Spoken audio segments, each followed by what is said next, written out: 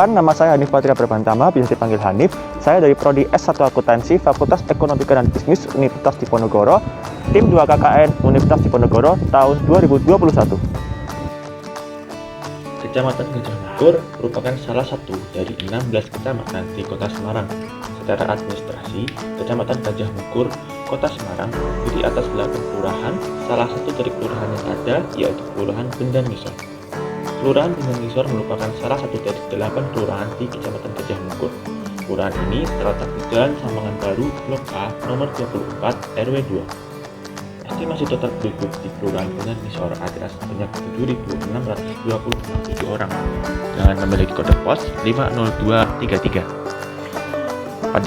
Pada kecamatan ini, di sebelah utara terdapat Kelurahan Bendungan, Ketompon, dan Rempong Sari.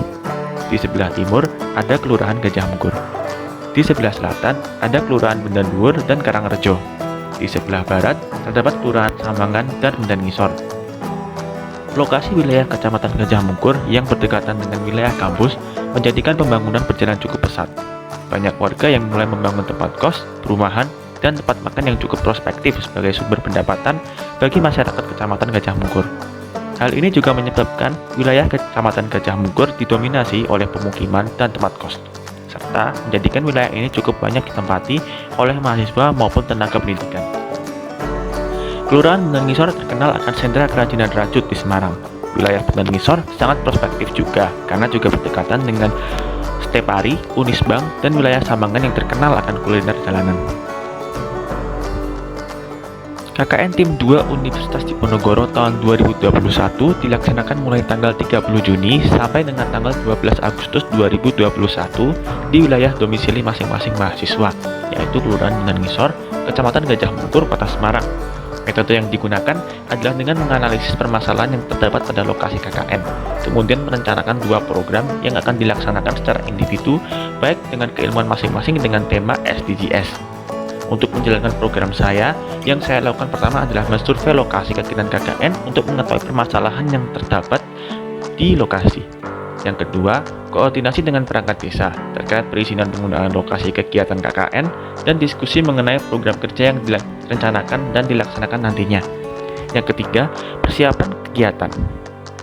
Yang keempat, pelaksanaan program kerja. Metode yang saya gunakan untuk pelaksanaan program adalah edukasi di warga RW 4 Bendan Ngisor dengan pembagian poster yang dilakukan dengan memperhatikan protokol. Kemudian, kegiatan kelurahan juga diwajibkan dalam vaksinasi massal, distribusi BST, bagi-bagi masker bersama Satgas Covid, serta edukasi strategi pencegahan investasi bodong di masa pandemi. Yang kelima, evaluasi kerja. Evaluasi dilakukan yaitu dengan menanyakan program kerja guna mengukur kepuasan warga Bendan Ngisor RW 4 terhadap program kerja yang dilaksanakan. Yang terakhir, mahasiswa diwajibkan untuk pembuatan laporan.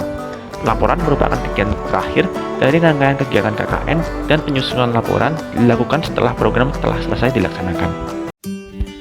Latar belakang masalah saya terkait program pertama SDGs tentang edukasi strategi pencegahan penipuan investasi dan pinjaman online di masa pandemi COVID-19 adalah pandemi yang telah berlangsung setahun lebih di Indonesia, serta telah memberi dampak ekonomi yang besar bagi semua kalangan, mulai dari individu hingga perusahaan. Keterbatasan dana untuk berbagai kebutuhan membuat semua orang harus memutar otak untuk mencari dana tambahan.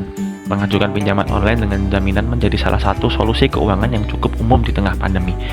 Tak sedikit orang yang berpikir untuk mengajukan pinjaman jika menemui kebutuhan yang mendesak atau membutuhkan dana yang banyak, mulai dari mengajukan pinjaman ke kerabat hingga ke bank atau perusahaan pembiayaan. Namun, dalam mengajukan pinjaman, ada sejumlah hal yang harus diperhatikan oleh calon peminjam, karena di tengah pandemi ini masih banyak oknum pinjaman online tidak bertanggung jawab yang melakukan penipuan atau memberikan bunga selangit.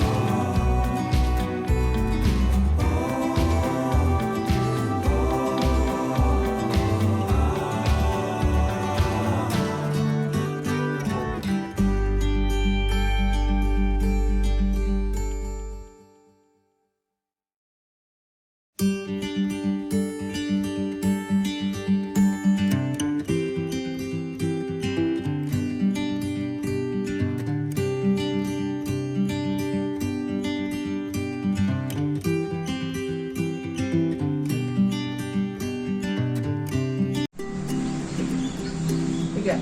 Bismillahirrahmanirrahim. Assalamualaikum warahmatullahi wabarakatuh. Yang kami cintai adik-adik kami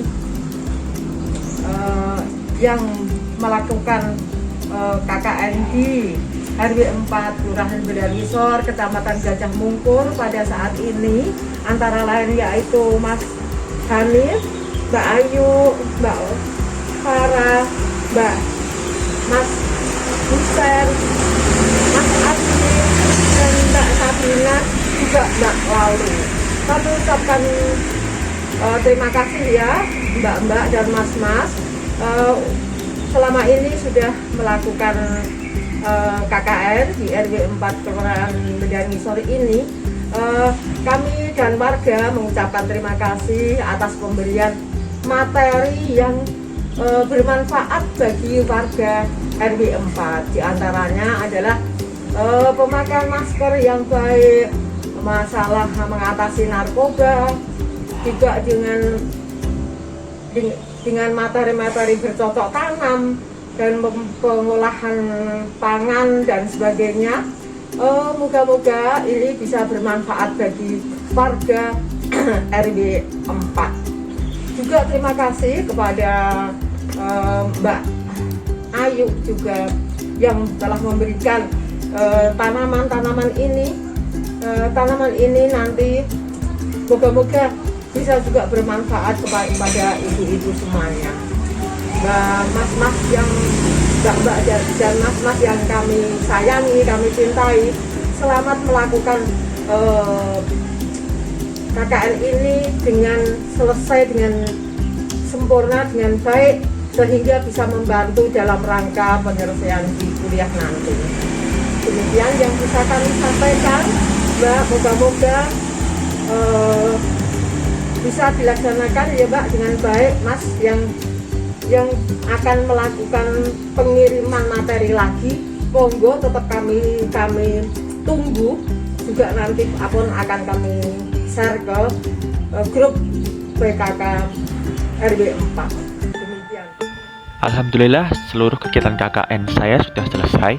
Tantangan yang dihadapi oleh saya yaitu yang pertama, harus benar-benar melakukan pendekatan secara pribadi ke masyarakat, karena pihak kelurahan maupun ketua RW tentu saja tidak memiliki data real tentang masyarakat yang pernah maupun tidak pernah menjadi korban penipuan investasi.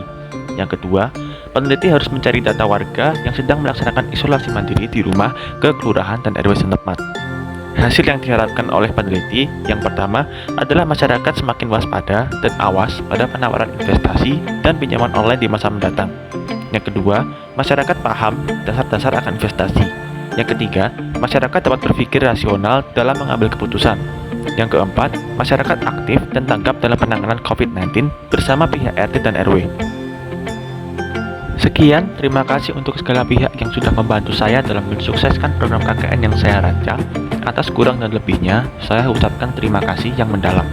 Saya, Hanif Patria dari tim 2 KKN Universitas Diponegoro tahun 2021, undur diri. Wassalamualaikum warahmatullahi wabarakatuh.